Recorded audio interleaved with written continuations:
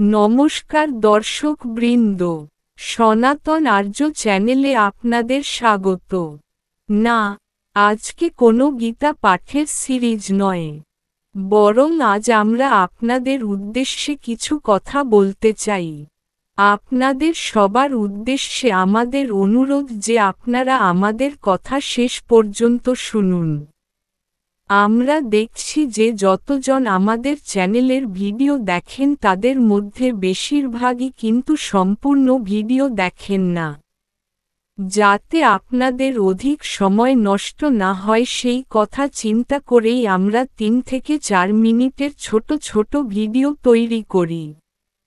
এবং এই দৈনিক 3 থেকে 4 মিনিটের ভিডিওর মধ্যেই শ্রীমদ্ভগবত গীতার 5টি করে শ্লোক আপনাদের সামনে পাঠ করে শোনাই।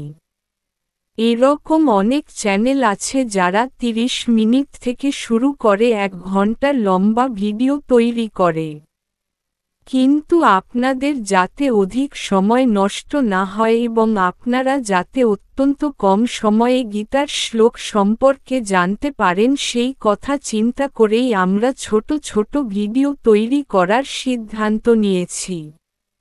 সুতরাং আপনাদের কাছে আমার প্রত্যাশা এবং আশা, যে আপনারা সম্পূর্ণ ভিডিও দেখুন এবং প্রত্যেক ভিডিওতে লাইক দিন এবং কমেন্ট করে আমাদের উৎসাহিত করুন। আপনার দেওয়া প্রত্যেকটা লাইক এবং কমেন্ট আমাদেরকে অত্যন্ত উৎসাহিত করে। বর্তমানে হিন্দু সমাজের মধ্যে ধর্ম চর্চা করার প্রবণতা সবচেয়ে কম।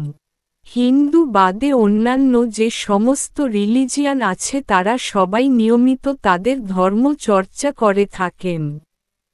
কেবলমাত্র হিন্দুরাই নিজের ধর্মচর্চার ব্যাপারে সবচেয়ে বেশি পিছিয়ে।